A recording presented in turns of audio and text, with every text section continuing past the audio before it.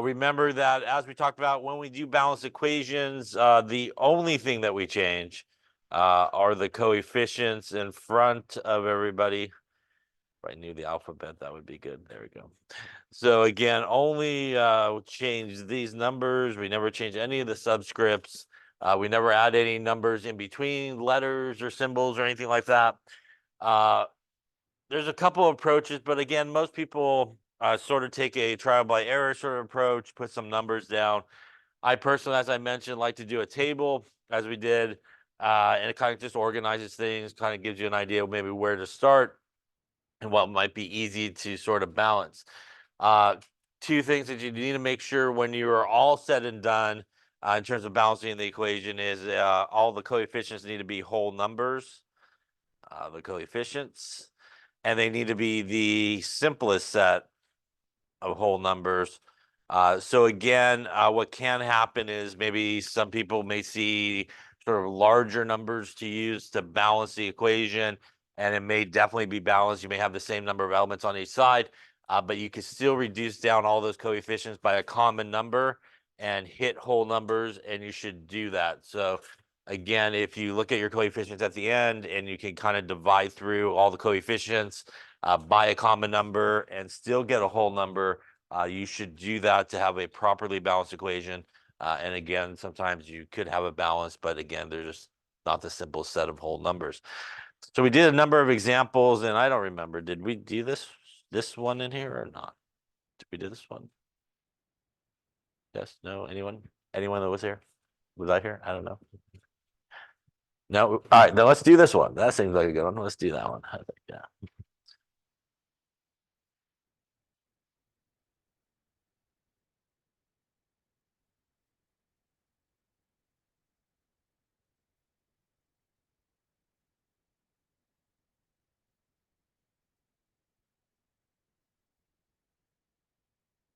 Okay, so let's take a look. Again, I'm gonna make a little table here. Reactant side, product side. Gonna list my elements: nitrogen, hydrogen, and oxygen. On the left-hand side, we got one nitrogen. Right-hand side, we got one nitrogen. Left-hand side, we have three hydrogens. Right-hand side here, we have two hydrogens. Left-hand side, two oxygens. And right-hand side, we have one oxygen there, plus one more there, gives us two. So in this particular case, everything is balanced except for obviously the hydrogen. Seems like a good place to start. In this case, we actually are going to need to kind of put a number on both sides here to start. So we got 3 on one side, 2 on the other. Common number there is 6 if we just multiply them together, right? So to get my hydrogens on the left-hand side is 6, I would need a 2 there. And to get my hydrogens on the right here to 6, I would need a 3 there. Remember, as we talked about, the coefficient goes for everybody behind in this case, right? So when we start adding it up here, we have 2 nitrogens. We have 3 times 2, which is 6 hydrogens, and 2 oxygens on the left. On the right, we still have 1 nitrogen. 3 times 2 is 6 hydrogens. Now, in terms of oxygen, we have 1 here, and we have 3 times 1 is 3. So that's a grand total of 4 that we got going on at that point. The next really easiest thing to sort of fix is going to be the nitrogen. We can fix the nitrogen by putting a 2 on the right-hand side. And again, this 2 is going to go for everybody behind it. And that means that we have 2 nitrogens, still 6 hydrogens. And now in terms of oxygen, we have 2 here in the first one, and we still have our 3 in our last one here. So that is 5 at that point, All right, so at this point, right, we need to kind of fix the oxygen, and we clearly only have one place left to go, which is the O2 on the left-hand side, and we need to turn basically our 2 into a 5 in this case. So clearly in this case, this would be a case where you could use a fraction to do that. So for example, if I use something like 5 over 2, that would give me 2 nitrogens, 6 hydrogens, and when I take 5 over 2 and times it by 2, the 2's cancel and give me 5 oxygens in this case. Can I leave it like that though? I cannot, right? So this is a good example that you can use a fraction to balance an equation, but you cannot leave the fraction. Remember, as we talked about, all the coefficients has to be whole numbers. So in this case, bless you, what we would want to do is clear the fraction by multiplying everybody by, I think they call that the denominator on the bottom there. So we're going to go with 4NH3. That'll give us 5O2. 4NO and 6. It's like 12, but not H2O in this case. Now, if I did everything correctly here, it should still be balanced. So if we look, we now have 4 nitrogen on the left to match the 4 on the right. We have 4 times 3, which is 12 hydrogens on the left. 6 times 2 is 12 on the right. And oxygen, 5 times 2 is 10. On the right-hand side, we have 4 oxygens there and 6 more there. Give us 10, so we are balanced in this case. So you definitely can use a fraction to balance the equation. And it oftentimes happens in a situation like this where you have kind of a diatomic molecule that's an element on one side, and you got that element in multiple places on the other side. So sometimes a fraction is needed. If you're not sure sort of how to choose your fraction, it's a pretty simple formula. The number on top is the number you need. So if you remember, we needed 5. And the number on the bottom should match the subscript. So it cancels out, which in most cases would probably be a 2. These two guys should match, right? So you're always going to choose the right fraction in that case, yeah. Any questions on that there?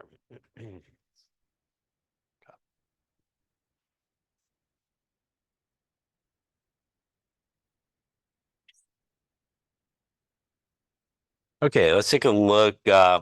So a couple of things about the first two here.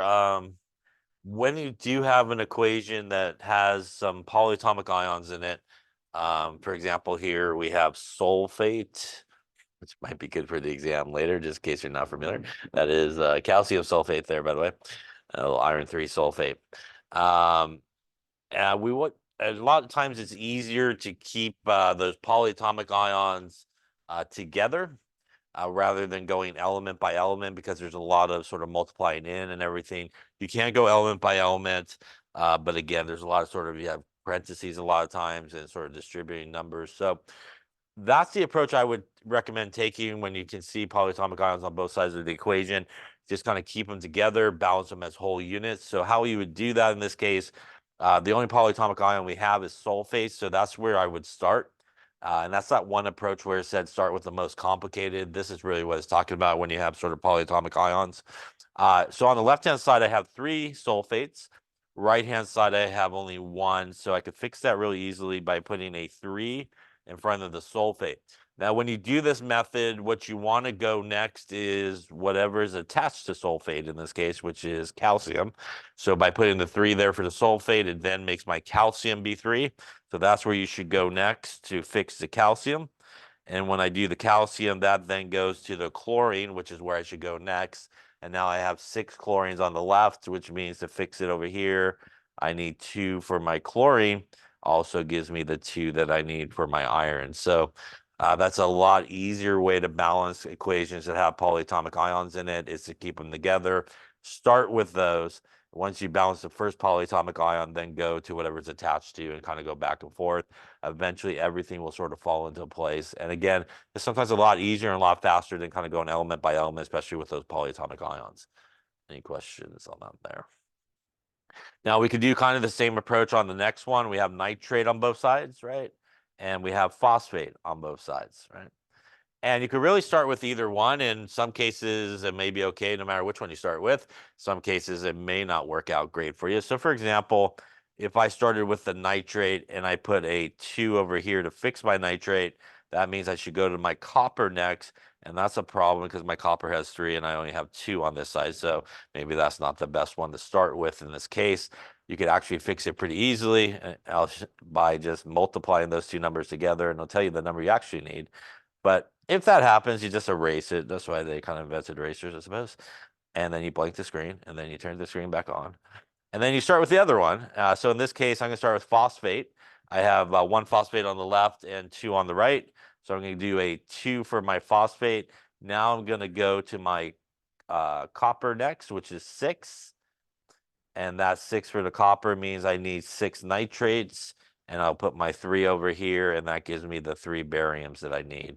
And now I'm balanced, really quickly. So, as I mentioned before, even though I started with the nitrate and kind of didn't work out, I had a 2 that I put there for the nitrate, and they had a 3 for the copper on the other side. So if I took 3 times 2 is 6 is really the number that I needed over there.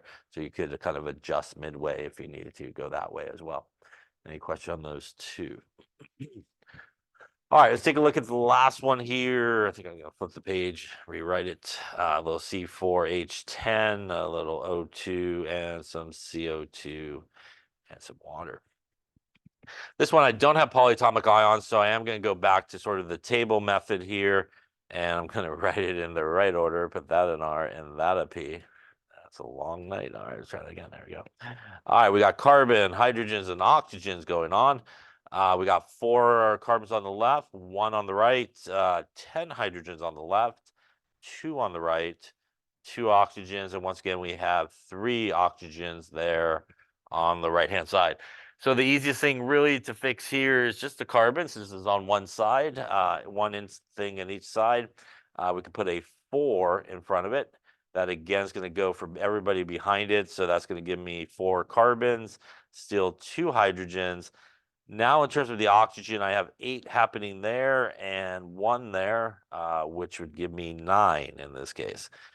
At this point, like we talked about, I think last time, I'm actually going to go with the hydrogen here since oxygen's in a lot of places there in both sides of the equation.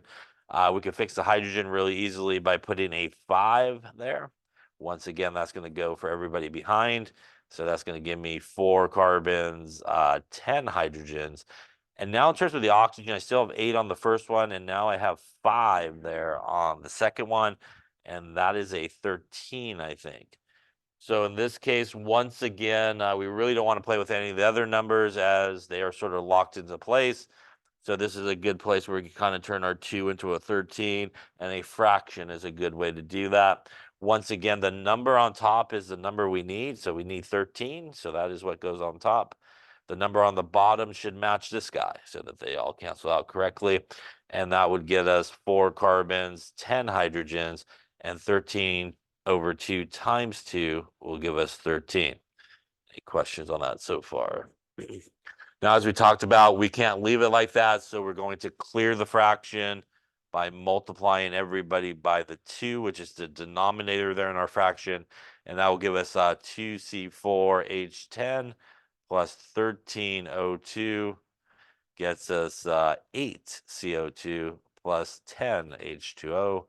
And again, we should still be balanced. We got now 8 carbons on the left, match the 8 on the right. Hydrogen, we have 20 on the left and 20 on the right, and oxygen's 26 on each side, 16 here and 10 there. Going to give us 26. Yeah. Any questions on how to balance equations? So polyatomic ions, keep them together, balance them as units. Everybody else make a table probably and go again element by element what's easiest to balance, and it's kind of save the more complicated guy for the end. Any questions? All right, that wraps up chapter 6. We're gonna go off to, I don't know, we'll go 7. Why not? Next, do a little 7 action. Okay, so this is chapter 7, and really chapter 7 here, we're going to talk really about types of reactions. And really, for the most part, all reactions basically fall under 2 types of categories. There's kind of 2 big categories of reactions. One is what is known as double displacement reactions that we'll talk about. And in a double displacement reaction, what generally happens is you have 2 ionic compounds. And always when you have 2 ionic compounds, what happens is the 2 positive guys will switch partners. And they will basically make new ionic compounds on the other side. So in this case, we'll get like A and D. and we'll get like a C and a B happening there. Now, the result of this is one of two things typically will happen in a double displacement reaction. You will either make a solid, which is sometimes referred to as a precipitate, a PPT. So one of these guys might end up as a solid. The other thing that you might make is our friend water, H2O. So maybe one of these guys will end up as water, basically, as a result of that. Now, underneath double displacement reactions are a couple different types of reactions that are more specifically classified a different way, but they are at the heart of it still a double displacement reaction. So you can think of a double displacement reaction sort of like a big umbrella for with a more specific way of classifying reactions sort of fall underneath that type of reaction. The other big sort of category of reactions are what are known as redox reactions. And redox reactions means that there is an oxidation happening, which means somebody loses electrons. And there's always a reduction that occurs, which typically means somebody is gaining electrons. Some people remember this by Leo the Lion Goes Grr.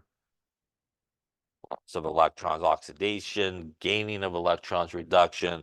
Others are fond of the oil rig. Oxidizing is losing, reducing is gaining. You could put Leo the Lion on the oil rig and he goes grr. You don't have to choose. You could just use them all together in one big sentence there as well. So ultimately what's happening in a redox reaction, as we'll talk about as we go through this chapter, is there is a transfer of electrons.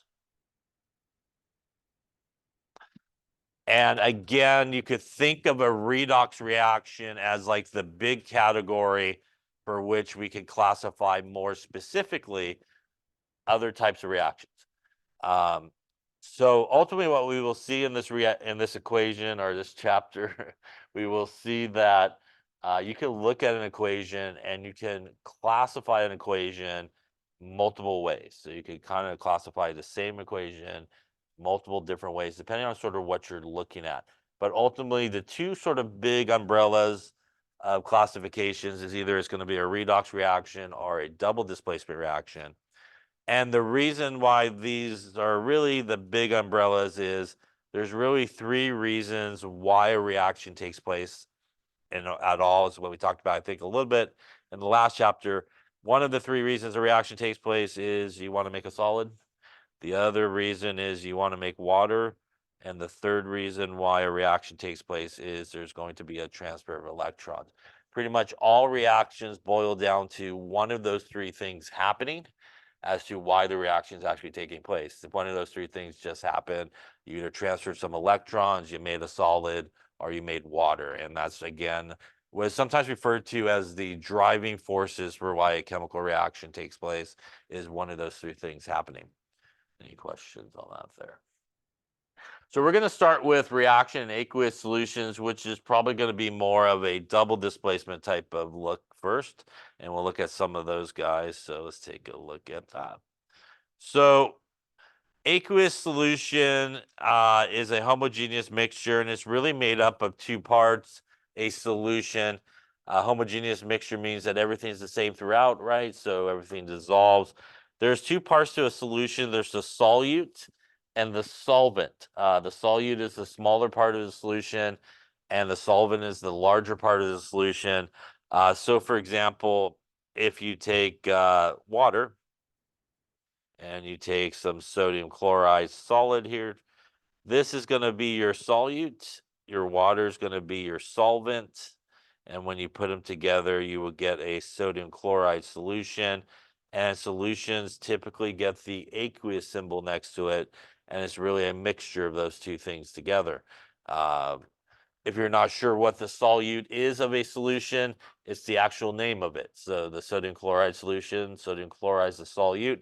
If you had a potassium nitrate solution, potassium nitrate is the solute. So whatever the name of the solution is, it's the solute. In a lot of cases, water is going to be your solvent. It is definitely going to probably be your solvent if you're talking about ionic compounds, because water and ionic compounds are soluble in each other. Ionic compounds dissolve pretty well in water. They work really well together. But water is not always going to be the solvent, but in a lot of cases it will be, especially when you're dealing with some more ionic compounds. So an electrolyte, as we talked about, I think in a previous chapter, again, is a substance that when it is dissolved in water is able to conduct electricity. And it's really the presence of those ions that are able to allow it to conduct electricity. A non-electrolyte will not conduct electricity when dissolved in water. A non-electrolyte will not produce any ions, which is why it's not able to conduct any electricity. So like sugar, although it will dissolve, sugar is made up of carbons, hydrogens, oxygens. That's all covalent bonding, no ions being formed. And because there's no ions being formed, it's a non-electrolyte. Now, a strong electrolyte is something that will 100% break apart into ions. Which means, for example, if you had a sodium chloride solution, in that solution, you really don't have any sodium and chloride units together. You have 100% these ions floating around. So if you were looking at the beaker, all you would see in that solution are sodium ions and chloride ions floating around. You'll have none of the whole units still together. And strong electrolytes will 100%, as I mentioned, dissociate in water. And how something sort of, for example, like an ionic compound dissolves in water is because water is a polar molecule, as we know from our bonding chapter. And basically what that means is when we look at water, the oxygen side is more negative, the hydrogen side of water is more positive because of the unequal sharing of electrons overall for water. And that helps really well when we try to dissolve something like sodium chloride, which before we dissolve it basically is together in a nice organized fashion where we have a bunch of ions. So what happens is water comes in and a bunch of water start plucking off all these ions from each other.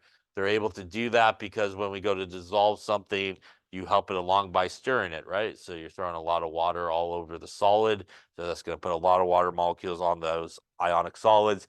You're also providing some energy as you start to stir it to help it sort of dissolve. And what will happen is, for example, in the case of sodium chloride, the sodium ion and the chloride ion will find themselves really surrounded by water. And in the case of the sodium, opposites attract. It will be the oxygen side of water that will basically surround the sodium ion because it's positive.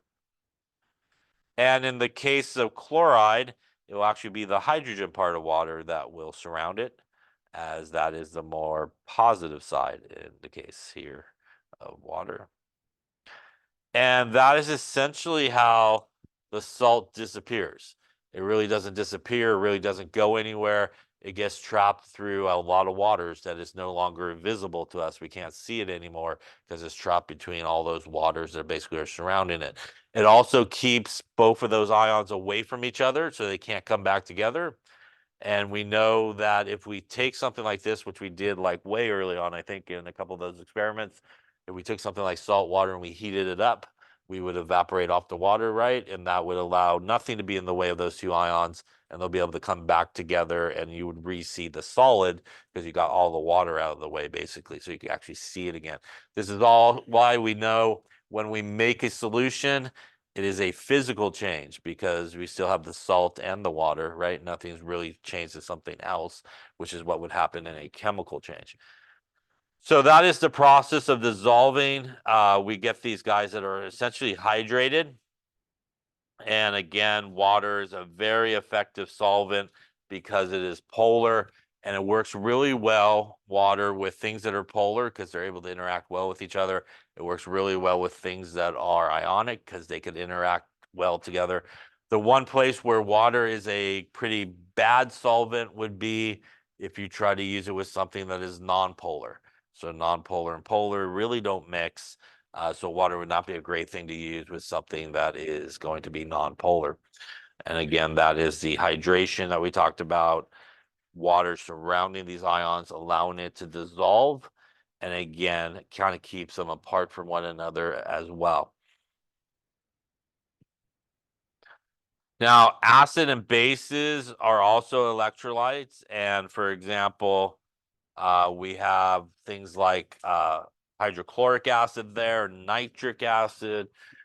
There are strong electrolytes, which means they will 100% break apart. So if you had a solution of hydrochloric acid, once again, in that solution, you pretty much have just hydrogen ions and chloride ions floating around. You have no HCl units still together. And that is why it is a strong acid, because it's able to produce a lot of H plus really quickly, because it will 100% break apart. A couple of reminders of some strong acids, which we might have talked about earlier, but just to remind, that's hydrochloric acid, that's nitric acid, that's hydrobromic acid, that is hydroiodic acid, that is perchloric acid, and that is sulfuric acid. So those are 6 strong acids, and those are good ones to, again, know as you kind of go through your journey. Pretty much if it's not one of those acids, it's probably going to be a weak acid. And speaking of weak acids, there are weak acids which are weak electrolytes, which means that, and these aren't negatives or anything, this is from the PowerPoint, they will mainly stay together. So when we have something that's a weak electrolyte in solution, it will actually stay together. That's acetic acid there. It will break apart into acetate and H plus. That is our reversible arrows, which indicates as this reaction goes in one direction, which is the forward direction, heading from reactants to products. And eventually you'll make enough products that it will head back the other way, which is known as the reverse direction. And it will eventually reach what is known as chemical equilibrium, which is actually the rate of the forward direction will equal the rate of the reverse direction. So they're going back and forth basically at the same rate. The difference is when you have something like that, if you had a beaker of acetic acid, you mainly have acetic acid floating around in that solution. And you got a little bit of these guys breaking apart. And you have a little bit of H plus that's basically in that solution. So because it's able to still produce a little bit of H plus, it's still considered a acid, but it's definitely a much weaker acid than any of those strong acids, because pretty much those strong acids just need to go for a swim and they're going to completely break apart and produce a lot of H plus in that solution really quickly, and that's going to make them a much stronger acid. And again, when we do reach chemical equilibrium, it doesn't mean that we have the same amount on each side. It's actually talking about the rate of the forward direction will equal the rate of the reverse direction in that particular reaction. And what that essentially will do is it will lock everybody in place as to where they're at that point in terms of their concentration. Because if it's going back and forth at the exact same rate, everybody basically just stays the same. Nothing really changes at that point when it reaches chemical equilibrium. Any questions on that there? So let's talk then about precipitation reactions, which is a double displacement reaction. So this falls under the big category of double displacement. A more specific classification of a double displacement reaction is a precipitation reaction. So this again is always going to look like this: 2 ionic compounds, switching partners. And because this is a precipitation reaction, what's going to happen is one of these guys, when they switch, will make a solid. So you'll get this solid that's formed, and the other guy probably not a solid in that case. So precipitation is a more specific classification of a double displacement reaction. And let's talk about what happens in that. In a precipitation reaction, we basically will mix a lot of times 2 solutions together. And the result of that is some type of solid is made as a result of those guys.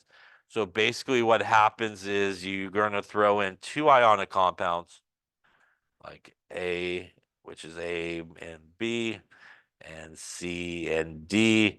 They're going to go in for a swim here. You'll have A floating around, B floating around, C floating around, and D floating around. Now, some combination of these ions will then go find each other, and they will make a solid that will then form as a result of those two ions basically floating around. As you can see in my wonderfully drawn picture there, the other ions are still floating around, not attached to anybody. They're just floating around freely in the solution. So I will talk about what those are in just a second, but you'll get these two guys that will come together based on their attraction to one another. And the result of that is they will come out of solution as a solid. Now, when you make a precipitate, it's not always like a rock hard solid like a rock. You'll see in the test tube, for example, it gets cloudier. There's some stuff floating around that wasn't there before. So those are examples of some type of solid being formed. I think we did some of those when we're doing those chemical change type reactions and stuff like that, when you're putting a couple of solutions together. So here's an example of very similar to the experiment we're going to actually do here. This equation right here is a molecular equation, and this is a double displacement reaction. I know that because this is lead to nitrate, and that is an ionic compound. This is sodium iodide, which is also an ionic compound. What's going to happen is the lead's going to switch partners, and the sodium's going to switch partners. And it's going to make two ionic compounds on this side, which is a positive negative guy and a positive negative guy here, a little lead 2 iodide and sodium nitrate. Now, when you're predicting what should go on the other side, which sometimes happens, sometimes you may not be given this part of the equation. You want to always put it together correctly first and then balance the equation. So once again, what you want to think about is what are the two parts of this guy? This is lead with a +2 charge, and that is nitrate. Those are the two basic ions that make up lead 2 nitrate. This guy over here, the two basic things that make it up is sodium with a +1 charge and iodide with a -1 charge. So when you put them together to make the formula, you should not worry about the balancing part. You should take the lead and the I, and that's +2 and -1, which means we need two of those I's, and we want to put the right formula down. When we take our sodium, which is +1, and our nitrate, which is -1, we just need one of each of those. That sodium and nitrate is not like NaNO3 2 or anything weird like that. Once you have the right formulas down, then you should go back and use the coefficients to balance it. So this is, again, I think I might mention when we were talking about balancing equations, a place where people will try to write the formulas and balance at the same time. And you don't want to do that. You want to get the right formulas and then balance it out. So that's what our coefficients are there for. We have our balance equation. Now, what's really happening in solution, though, when we look at this equation is basically we got like a beaker and we have our lead 2 going in for a swim. We got our nitrate floating around. We have our sodium ions floating around, and we have our iodide ions all floating around basically in this solution freely in there. So we got all these guys in there basically floating around. So we actually could write another equation that really sort of describes what's happening in this reaction when we put it together. And this is what is known as the total ionic equation, or sometimes people will refer to this as the complete ionic equation, or sometimes people will just call it the ionic equation. And what we do is we take the molecular equation, and anything that is a strong electrolyte, which most ionic compounds are, will be broken apart into their ions. Anything that's a weak electrolyte, which a lot of weak acids are weak electrolytes, maybe some weak bases, will stay together. And anything that's a solid, liquid, or gas typically will also stay together, will not break apart. So if we were to do this for this equation, we would start with our lead 2 nitrate, and that would break apart into a lead with a +2 charge. There are two nitrates, which will come to the front the two, and you would have two nitrates. When we get to our sodium iodide here, this is also a strong electrolyte, and there's two in front of it, which gets distributed to everybody behind. So there will be two sodium ions floating around. and 2 iodide ions floating around. I just can go underneath since I ran out of room there. Now, when we get to our product side, this is a solid, and the only way for it to be a solid is this guy and really 2 of these guys come together and now are bonded as a solid. It's actually a yellow solid, but we'll call it blue for today. That means that we will keep it together here. We will not break it apart because it is solid. Now, the sodium nitrate is aqueous. It's a strong electrolyte. It also will break apart. It is also going to have that 2 sodiums and our 2 nitrates in this case, which essentially are, if we look at my picture, the 2 things that are still floating around in the solution free, right? And when we look at the complete ionic equation or total ionic equation, you should always be able to find on both sides of the arrow ions that look exactly the same. And in this case, the 2 that look exactly the same are our sodium, right?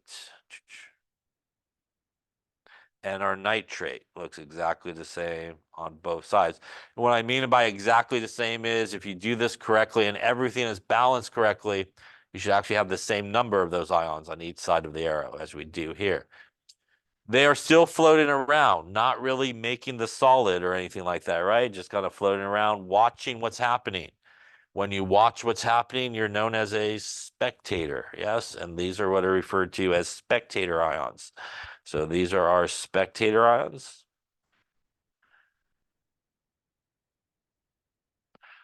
And that in this case would be our sodium and our nitrate.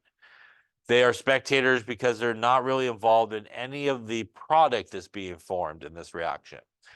So what we do with the spectator ions in our total ionic equation is we simply cross them out on both sides.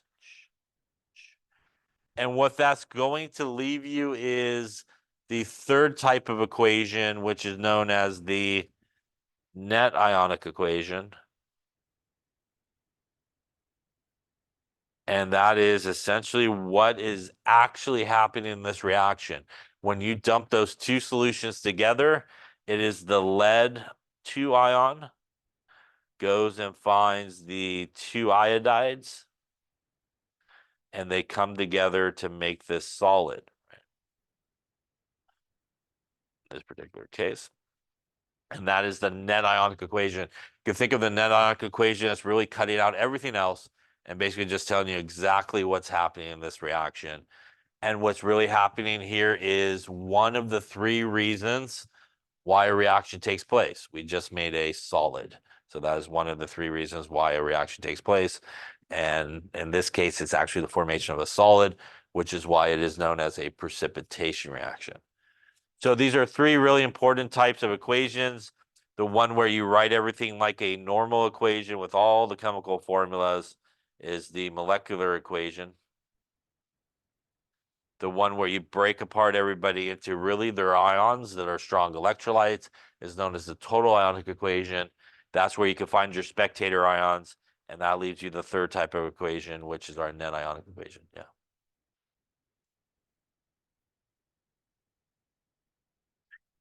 We're going to talk about how you know that in just a bit, but there's actually rules that are referred to as solubility rules, and they tell you basically when these ions come together, would you expect a solid to form or not? So there's some stuff known as solubility rules, which we'll see in a few slides, I think. Yeah. Other questions? Yeah. So this is under the big classification of double displacement reaction. This type of reaction is probably going to be more specifically classified as a precipitation reaction because a solid is formed, but it is still really a double displacement reaction is essentially what is happening in this case. Any questions on any of that there?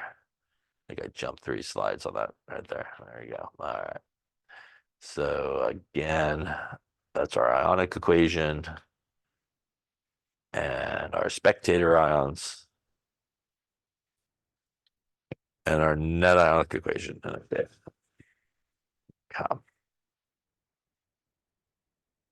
So to answer your question, how do we know, if something is going to make a solid or not? And it is the solubility rules. And solubility, again, means if something is soluble, it will dissolve, right? Everything will mix. If something is insoluble, you would expect it not to mix. When we talk about sort of solubility and sort of solubility rules, we typically will break up solubility into three sort of categories. Something being soluble, which means it will mix. And what that means is if you look at solubility rules, or when you memorize them, because they want you to memorize them here at the school, when you memorize your solubility rules and it tells you that it is soluble, what that means is it will get the aqueous symbol. It's basically going to be a solution, and those guys, when you write their chemical formulas, will get the aqueous symbol. If something is insoluble, that means that we would not expect them to mix really well together or dissolve, and we would expect a solid to form, which is basically everybody will get the S symbol next to it. People always get confused with that because they're like soluble. I feel like I should put an S next to it because, like, that's soluble.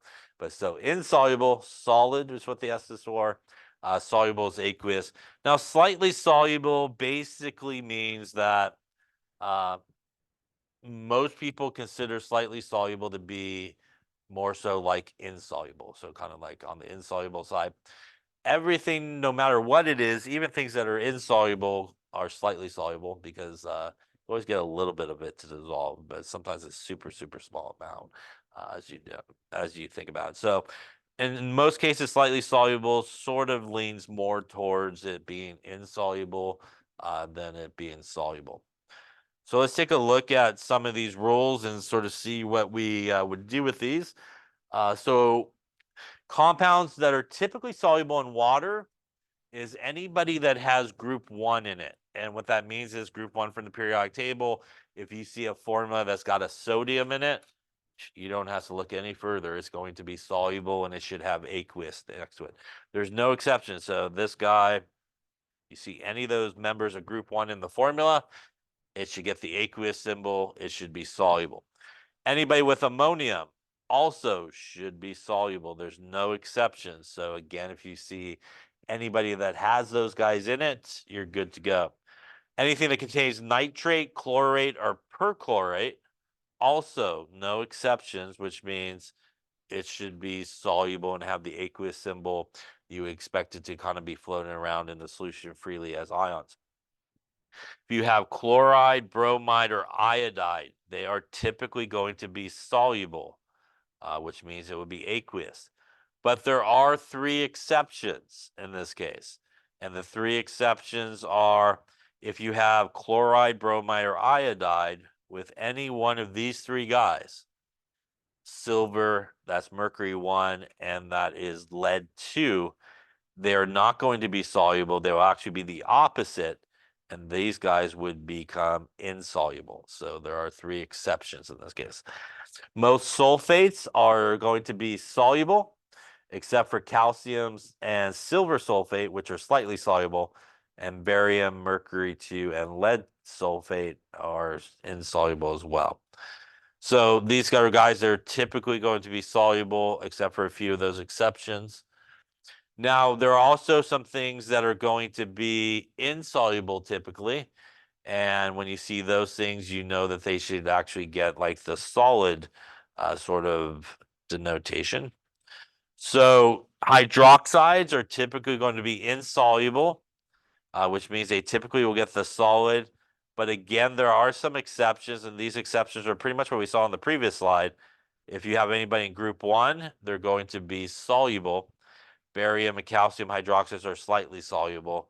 So if you have anybody that has group 1 in it with hydroxide, like sodium hydroxide, potassium hydroxide, they're going to be soluble, which means they will be aqueous. Carbonates, phosphates, and sulfides are going to be insoluble, which means they will be solids. And once again, though, there are some exceptions, but it's pretty much the same as we saw in the previous slide. If it has group 1 or ammonium, which is NH4 plus, then it will be soluble. So these solubility rules you do need to know.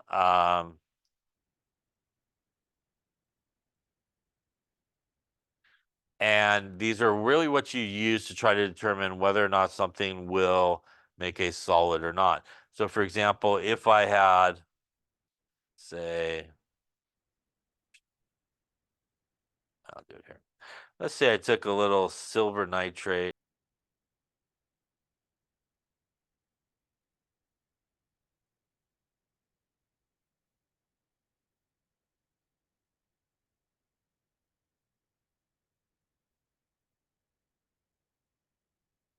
Okay, so let's take a look. So you may not be able to find both things on the solubility table or rules, but we do not see maybe silver by itself, but we do see nitrate, which is right here, and it's pretty much soluble in everything. So as soon as you see nitrate in that formula, we know that it should be soluble and it should have the aqueous symbol next to it. When I look at this, that is sodium, which is group 1 on the periodic table. And frankly, that is all I need to look at and find because I know it's soluble in everything. There's no exception to it. So we would call that soluble and aqueous.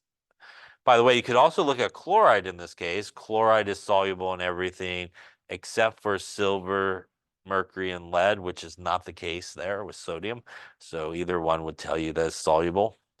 Now, when we come over here, we do see chloride once again, but in this case, it's not with sodium, it is with silver, and that is one of those exceptions. So normally chloride, like we saw on the left-hand side there, is going to be soluble, but in this particular case, the chloride's with the silver, which will then turn it into being insoluble in this case, and this guy would get a solid, right?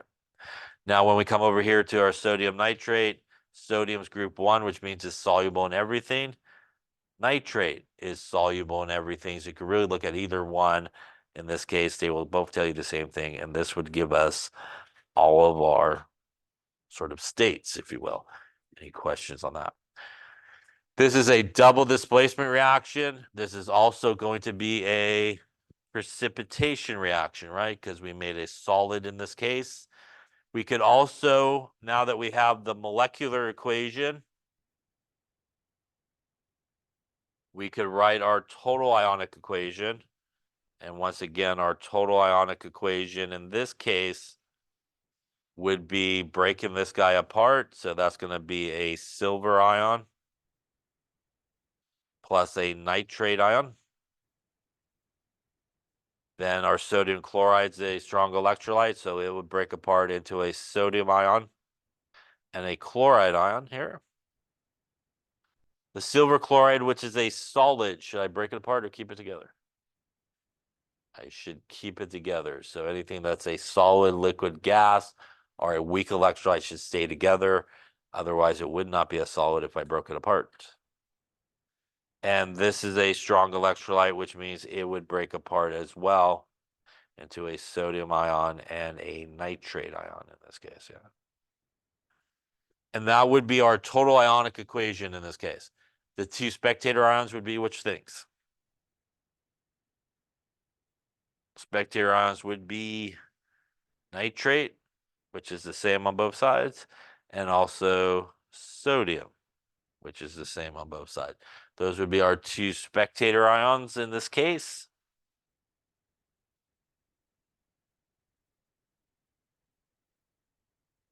Which we then would cross out, and that would leave us our net ionic equation, which really describes what's happening when we put these two solutions together.